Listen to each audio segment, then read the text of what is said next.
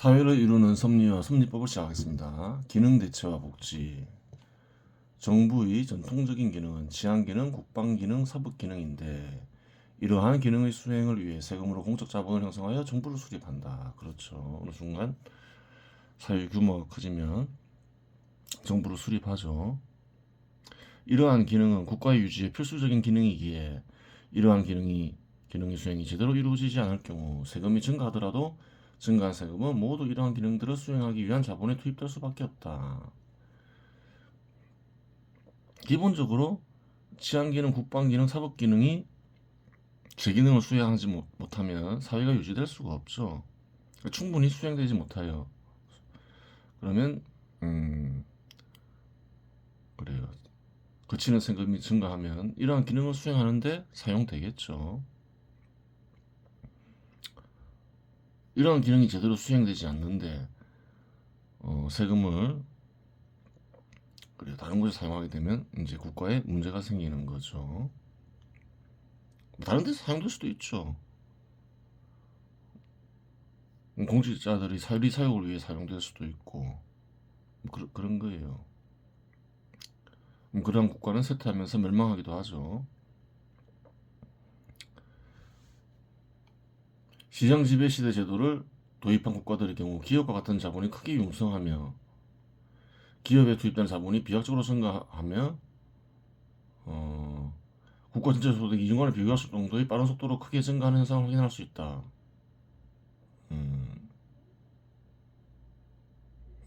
그래요. 또한 기업 생산성의 증가가 빠른 속도로 증가하며 국민 개개인의 소득 역시 빠른 속도로 증가함을 확인할 수 있다. 생산성이 증가하면 그래요.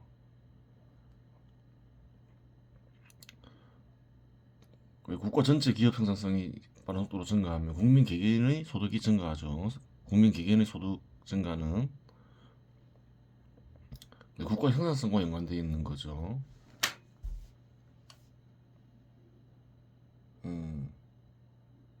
증가하면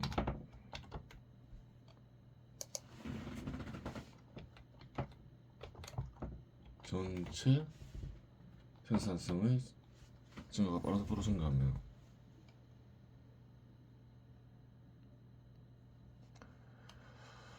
그래요. 소득의 크기는 생산성과 연관이 있죠. 1년간 한국과에 투입되는 자본이 1억 8천만 원인데 이 중 1억 원은 작업수단에 투입되고 나머지 1억 중 8천만 원 인건비에 투입된다고 가정하자. 이 경우 2천만 원이 이윤 발생한다고 가정하자. 그래요. 작업수단에 투입되는 자본에 세금을 부과할 경우 생산이 축소되면 소득이 증가하니 작업수단에 투입되는 자본에 세금을 부과할 수는 없다. 작업수단에 1억 원이 매년 투입돼요. 거기에 세금을 투입할 수는 없죠. 그럼 작업수단이 감소할 거 아니에요. 그렇죠. 그러면 생산량이 지장이 발생하는 거죠. 작업수단에 세금을 매길 수는 없어요. 인건비는 근로자들의 소득으로 계산되니 세금을 부과할 수 있다. 근로자가 100명이라고 가정하면 1년간 근로자의 소득은 80만 원이 된다. 80만 원에서 100명 나누면 되죠. 근로자의 소득 일부를 세금으로 거둘 수 있죠. 즉 근로자 개인별로 세금을 부과할 수 있다. 그래요. 이유는 기업 소유자의 소득으로 계산되니 세금을 부과할 수 있다. 그렇죠. 이윤이 또 2천만 원이랬죠. 기업 소유자가 10명이라고 가정하면 1년간 기업 소유자의 소득은 200만 원이 된다. 2천만 원에서 10명을 나누면 되죠. 따라서 기업 소유자 개인별로 세금을 부과할 수 있다. 기업 소유자별로 또 세금을 부과할 수가 있는 거예요. 이러한 조건 속에서 세율을 10% 부과하면 세금은 1천만 원이 된다. 200만 원에서 20만 원이 되죠. 10명이면 200만 원. 2천만 원에서 그냥 곱하기 10% 해버리면 나오죠. 개인별로 굳이 계산할 필요가 없죠. 전체 세금은. 그래요. 인건비에 10% 곱하고 이윤 전체에서 10% 곱하면 부과되는 세금을 구할 수 있어요. 굳이 개인별로 계산해서 다 할 필요는 없다는 거예요. 위에서 언급한 조건 중 투입되는 자본이 1억 8천만 원에서 3억 6천만 원으로 증가하고 다른 구조적 조건에는 변동이 없다고 가정하자. 그러면 작업소안에 투입되는 자본은 2억 원이 되고 인건비는 1억 6천만 원이 되고 이유는 4천만 원이 된다. 조건에 변동이 없으면 이렇죠. 또한 근로자는 200명이 되고 기업 소유자는 20명이 된다. 조건에 변동이 없으니까 근로자 수도 증가하고 기업 소유자 수도 증가하죠. 인건비가 증가했다 해서 근로자 개인 소득이 증가하는 건 아니죠. 근로자 개인 소득은 80만 원으로 그대로이고, 왜? 근로자 수도 그만큼 증가하니까. 기업 소유자 개인 소득 역시 200만 원으로 그대로이다. 그래요. 4천만 원 나누기 20명 하면 되죠. 또 기업 소유자도 또 배로 증가했으니까. 세율이 10%로 변함이 없을 경우 세금은 1천만 원에서 2천만 원으로 증가한다. 그럼 세율은 어떻게 되나요? 세율도 그대로죠. 근데 인건비하고 쉽게 얘기해서 근로자들에게 임금되는 총 금액하고 이윤이 증가했죠. 곱하기 10% 해버리면 2천만 원으로 증가하죠. 2천만 원이 되죠. 증가했어요. 즉 투입되는 자본이 1억 8천 원에서 3억 6천만 원으로 증가할 경우 거치는 세금은 2천만 원에서 4천만 원으로 증가한다는 사실을 알 수 있다. 반대로 투입되는 자본이 3억 6천만 원에서 1억 8천만 원으로 감소할 경우 거치는 세금은 4천만 원에서 2천만 원으로 감소한다는 사실을 알 수 있다. 즉 세금은 투입되는 자본의 양이 필요한데 이러한 사실은 생산에 참여하는 이들 개인적인 소득 변동과는 아무런 상관이 없다. 소득이 개인적인 어떤 소득이 증가하건 감소하건 이 경우에는 아무런 상관이 없다는 거예요. 그래요. 인건비가 1억 8천만 원인데 1억 6천만 원인데 뭐 100명이건 50명이건 200명이건 상관없이 어떻다는 건가요? 세금은 일정하다. 이윤도 마찬가지겠죠. 기업 소유자 수가 5명이건 10명이건 20명이건 상관없다. 세금은 항상 일정하다. 그렇게 돼버리는 거죠.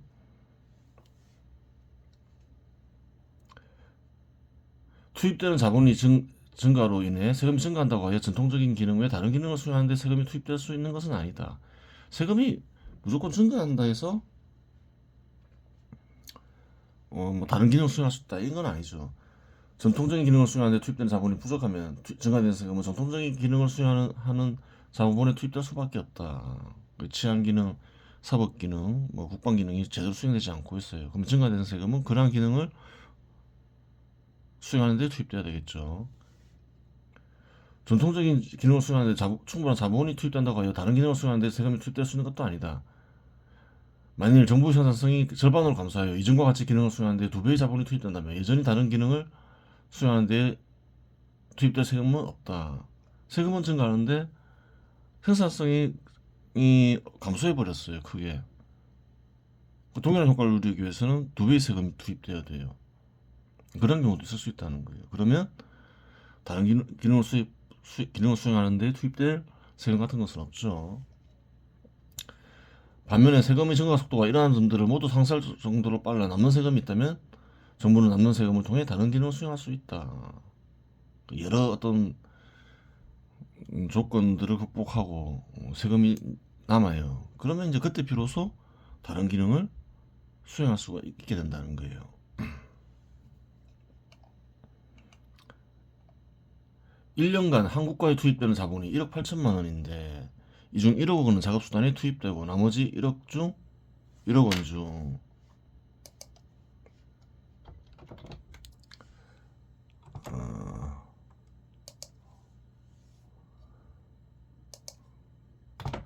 8천만 원은 인건비에 투입되고 가정하자. 이 경우 2천만 원이 이윤이 발생한다고 가정하였다. 앞에서 근로자의 수가 100명이고 기업 소유자 수는 10명이라고 가정하였다.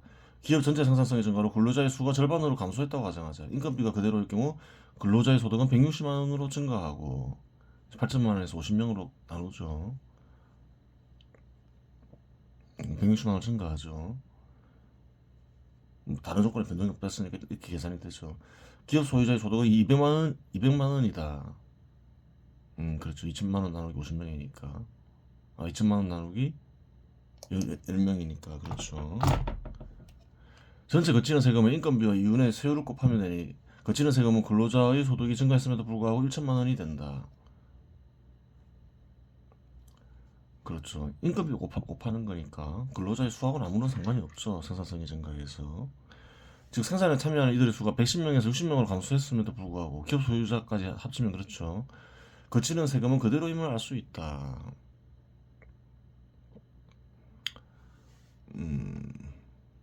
그래요.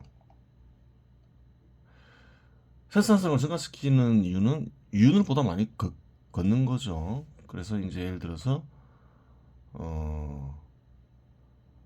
1천만 원 정도가 예를 들어서 이, 2천만 원이 예를 들어서 기업 소유자의 소득으로 붙어요. 그러면 이제 기업 소유자의 소득은 4천만 원이 되죠. 그러면 400만 원이 되겠죠. 기업 소유자 개개인의 몫은 6천만 나누기 50명은 120만 원이 되죠. 근로자의 소득이 이전보다는 증가했죠. 160만 원만큼 증가하지 않았으면 않았죠. 이렇게 하든 저렇게 하든 더 현실적인 거긴 한데 하여튼 뭐 이렇게 하든 저렇게 하든 세금은 어떤가요? 그대로라는 거예요.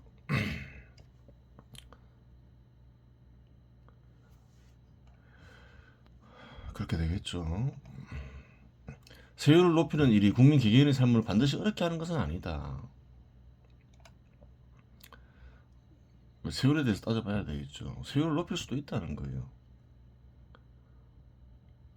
반드시 세율을 높이는 게 국민 개개인의 삶을 어렵게 하는 건 아니다. 그러면 어떠한 상황이냐? 어떠한 경우에 그렇지 않느냐 한번 살펴봐야 되겠죠. 전체 소득의 10%를 교육비로 국민들이 사용하는데 공교육은 실시되지 않고 사교육만 실시된다고 가정하자. 국민들이 10%를 교육비에 쓰고 있어요. 사교육에. 동일한 효과로 정부가 사교육을 금지하고 공교육을 실시하는데 전체 소득의 5%를 투입하면 동일한 효과가 나온다고 가정하자. 1년간 세금을 낼 수 있는 전체 소득이 1억 원일 경우 사교육을 공교육으로 전환시킬 경우 국가 전체 교육비는 1억 원에서 5천만 원으로 감소하게 되고 그래요. 1천만 원이죠. 10%니까 1천만 원에서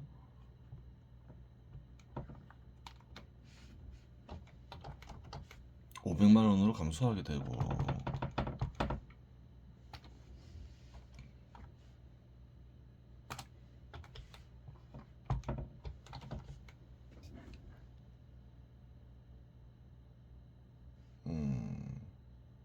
그래요. 국민 개개인은 감소하는 비용만큼 풍요를 누리게 된다. 이제 개인들이 다 내는 거니까 비용이 줄었죠. 반대로 사교육을 폐지하고 반대로 사교육을 폐지하고 공교육을 실시할 경우 전체 소득이 해야 할 동일한 효과가 나온다면 공교육을 실시하게 되면 국민 개개인의 삶은 증가하는 비용만큼 가난해진다.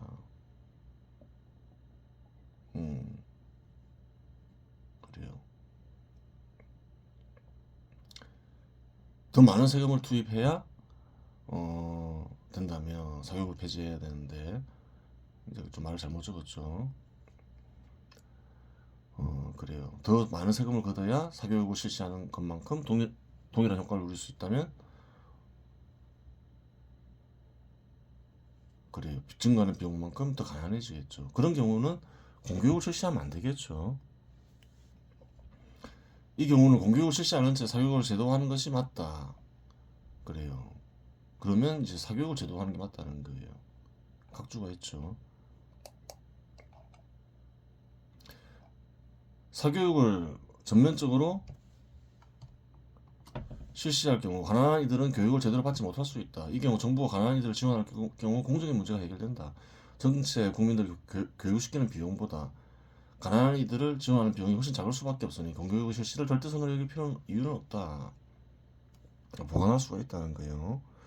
사교육을 실시하면 가난한 이들은 교육을 제대로 못 받을 수 있죠. 그러면 공정의 실현이 어려워지잖아요. 그 경우에는 정부가 지원하면 되겠죠. 가난한 이들은. 그때도 어떤가요? 정부의 비용은 가난한 이들만 지원하게 되니까 전 국민들 지원하는 것보다 훨씬 저렴하겠죠. 그렇게 되는 거예요. 결국은 뭔가요? 비용을 따져봐야 된다 이 말이죠. 비용이 낮은 쪽으로 가야 된다.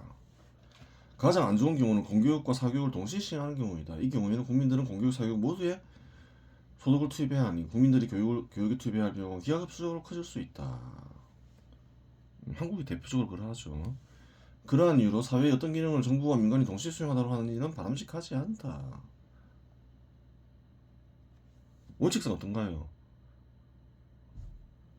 한쪽만 수행하는 게 맞죠. 국방 기능을 동시에 수행하게 해요. 비용이 커지겠죠. 또 치안을 또 동시에 수행하게 해요. 대단한 혼란이 생기고 비용도 커지겠죠. 미국을 보면 그러하죠. 총을 개인이 가지게 하니까 큰 사고도 터지면서 비용이 기하급수적으로 커지죠. 대체로 그렇다는 거예요. 원칙은 동일한 기능은 한 군데에서만 수행하는 게 맞다 이렇게 얘기하고 있는 거죠. 그럼 이런 경우는 어떤 경우냐? 이는 민간이 수행해야 할 기능을 세금으로 정부가 대신 수행하는 것에 불과하다. 그렇게 되는 거죠.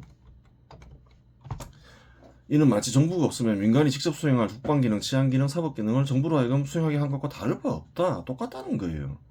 교육기능 수행하는 것도 이런 경우에는 국방기능, 치안기능을 수행하는 것과 같다는 거예요.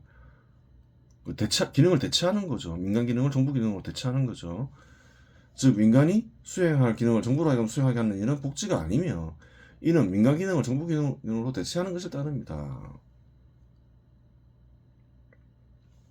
그래요. 사람은 만일의 사태에 대비할 수 있다. 병에 대한 대비, 사고에 대한 대비, 노후 대비가 대표적인 사례이다. 정부가 이런 기능을 수행하지 않으면 민간은 이러한 일에 대비해야 되겠죠. 한국은 정부가 일정 정도 수행하죠. 뭐 의료보험제도도 있고 뭐 국민연금제도도 있고 그래요. 만일 정부가 이러한 기능을 수행하지 않으면 국민 개개인이 만일의 사태에 대한 대비를 해야 한다. 보험사는 만일의 사태에 대비하고자 하는 이들을 도우며 수익을 얻는다. 그래요. 이러한 수요자들을 상대로 수익을 얻는 데가 있죠. 하여간 충분히 발전한 사회에서는 만일의 사태에 대비하고자 하는 기능, 즉 보험 기능을 수행하는 기업과 같은 집단이 있다. 그 기업에서 수행하죠. 이러한 보험 기능을 경우에 따라 정부가 수행할 수도 있다. 앞에서 언급한 것처럼 정부가 대체할 수도 있다는 거예요. 마찬가지로 효과가 동일한 경우 정부가 보험 기능을 수행했을 때 훨씬 적은 비용이 투입된다면 민간에서 수행하는 보험 기능을 정부 기능으로 대체하는 것이 바람직하다. 이 경우도 비용을 따져봐야 된다는 거예요. 어떠한 기능이건 동시에 수행하면 비용이 급증할 위험이 있으니 보험 기능을 정부 기능이 수행하고자 하면 동일한 보험 상품일 경우 민간이 수행하는 일을 금지해야 한다. 그렇죠. 그래야지 비용 급증을 막으면서 국민 개개인의 풍요를 보장할 수 있다는 거예요. 원칙인 거죠. 하여간 정부의 보험 기능 역시 세금을 걷어 시행하는 것이니 이러한 일은 복지가 아니라 기능 대체에 불과하다. 세금으로 하게 되면 그냥 기능 대체라는 거예요. 민간에서 수행하는 보험 기능과 대체했을 때 정부가 대체했을 때의 비용 그것을 따져서 이 역시 낮은 쪽으로 가야 된다는 거예요. 그럼 가난한 이는 제대로 대비하지 못할 수 있겠죠. 그러니까 앞의 경우와 같이 가난한 이들을 지원하면 된다는 거예요. 보험료를 대신해주는 방법이 대표적인 사례겠죠. 그렇게 해야 된다는 거예요. 비용을 따져서 어느 경우가 맞느냐 그렇게 시행돼야 된다는 거예요.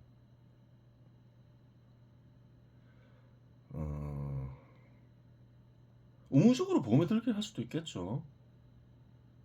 노후를 위해서 보험을 들게 할 수도 있고 사고에 대해서 보험을 들게 할 수도 있고 병에 대해서도 보험을 들게 할 수 있어요. 정부가 그것과 또 어떤가요? 민간 기업이 그러한 보험 기능을 수행하게 하느냐 또 정부가 보험 기능을 수행하느냐 이건 또 별개의 문제겠죠. 합리적으로 제도를 만들어야 된다는 거예요. 하여간 어떤가요? 연금 제도가 있다 해서 그거 잘 돼 있다 해서 그게 보험 기능을 수행하는 게 아니라는 거예요. 의료보험 제도가 잘 돼 있다 해서 거기 복지 제도가 잘 돼 있다는 게 아니라는 거예요. 또 마찬가지로 교육 제도가 잘 돼 있다 해서 복지 제도가 잘 돼 있다는 게 아니라는 거예요. 그러니까 그렇죠. 정부가 그러한 기능들을 잘 수행한다 해서 복지 기능이 잘 수행되고 있다. 그렇게 얘기할 수는 없는 거죠. 왜? 세금을 걷어서 하기 때문에 그런 거예요. 그러한 것은 국방 기능, 사법 기능, 그래요. 치안 기능처럼 기능을 대체한 거지. 복지 정책을 제대로 수행하고 있다 이렇게 얘기할 수가 없는 거겠죠. 세율의 변함이 없더라도 투입되는 자본의 증가로 인한 소득 증가, 정부 생산성 증가가 동시에 이루어질 경우 거치는 세금이 투입되는 세금보다 훨씬 클 수 있다. 이 경우 정부는 국가적 재난에 대비하기 위해 이러한 세금을 비축할 수 있다. 세금이 이제 크게 증가하는 경우, 남는 세금이 있을 경우 비축을 생각해 볼 수 있죠. 비축해서 만일의 사태에 대비할 수 있는 거예요. 이러한 비축된 세금은 국가적 재난이 닥치면 자본의 보전과 삶의 터전이 그러니까 자본을 보전해야 되겠죠. 자본의 보전과 어려운 처지에 처한 국민들을 지원하는 데 사용될 수 있다. 그렇죠. 그렇겠죠. 비축행정부를 사용할 수 있죠. 즉 이때 어려운 처지에 처한 국민들을 지원하는 데 사용되는 세금은 새로 걷는 세금이 아니다. 따라서 이 경우 사용되는 세금은 복지에 사용되는 세금이 된다. 그래요. 별도로 세금을 걷어 사는 게 아니라는 거예요. 남는 세금을 축에 놓았다가 베푸는 것이죠. 어려운 처지에 처한 국민들을 지원하는 거죠. 이런 게 복지라는 거예요. 세금 항목을 만들어서 시행하는 그것은 복지가 아니라 그냥 민간이 수행해야 할 기능을 대체하는 것에 불과할 뿐이라는 거예요. 또한 세율의 변함이 없더라도 거치는 세금이 투입되는 세금보다 클 경우 일정 정도 가난한 이들을 위해 사용될 수도 있는데 이처럼 남는 세금이 아주 커지면 지원받는 가난한 이들의 범위가 커질 수 있다. 그렇죠. 하여간 어느 경우이건 별도로 세금을 걷어서 가난한 이들을 지원하는 것이 아니니 이 경우에도 세금은 복지에 사용되는 것이다. 그렇게 되겠죠. 별도의 세금을 걷어서 새로운 기능을 수행한다. 민간에 있는 기능을 그것은 복지가 아니다. 민간 기능을 대체하는 것에 불과하다. 복지는 이처럼 별도의 세금을 걷지 않고 정부의 역량으로 국민들을 지원하는 것이다. 이렇게 되는 거죠.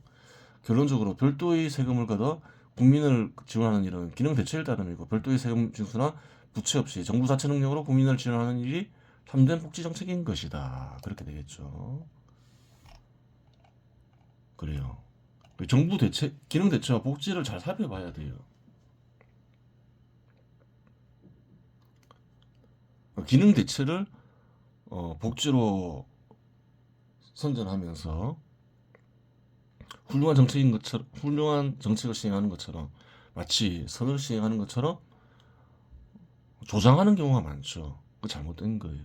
오히려 굉장히 어려울 수가 있어요. 사회 전체 비용을 증가시키면서 국민들 개개인을 가난하게 만들 수 있다는 거예요. 정부가 수행하는 게 더 효과적이지도 않은데 정부가 수행함으로써 기능도 제대로 수행하지 못하고 국민들 개개인을 가난하게 하는 경우는 대단히 많죠. 잘 살펴보아야 되는 거예요. 이번 시간은 여기서 마치겠습니다.